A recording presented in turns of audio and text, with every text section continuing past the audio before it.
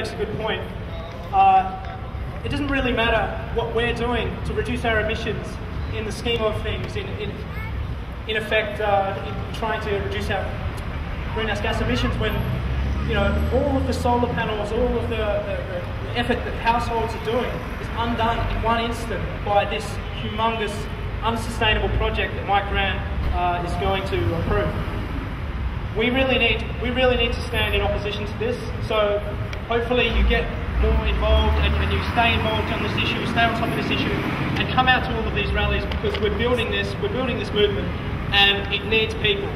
I'm going to hand you over now to Tom Cheesman.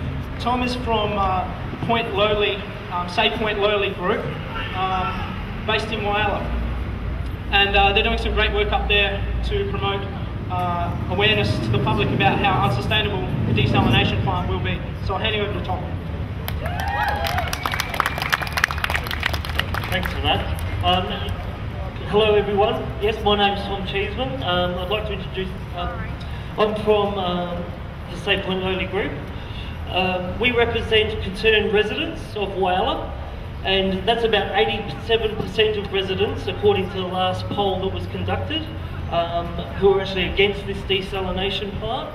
So that's a huge amount, shows the huge amount of community concern that the people of Whyalla have in regards to the desalination proposal.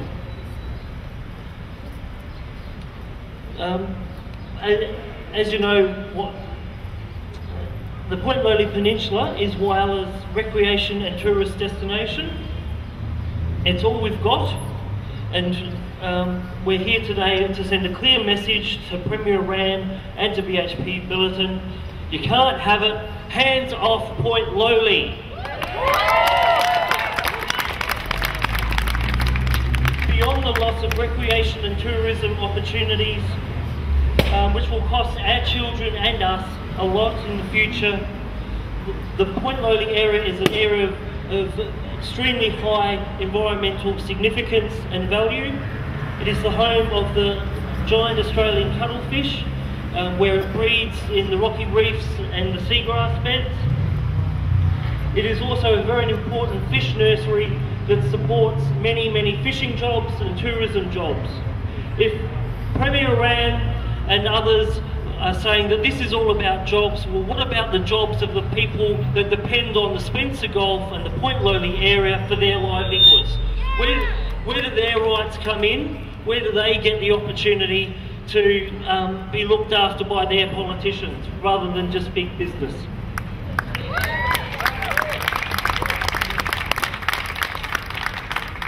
Basically what it boils down to is you couldn't get a worse place for a desalination plant in the Upper Spencer Gulf.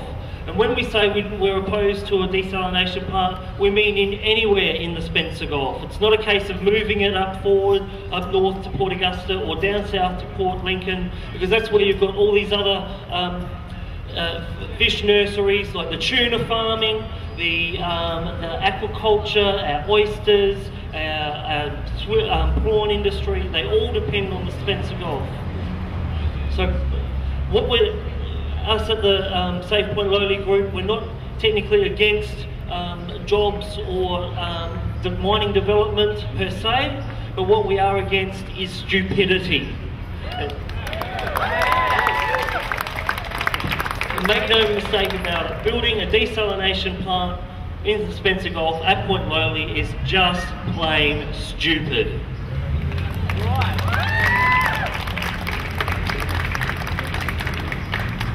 The tragedy here is that there are actually other alternatives.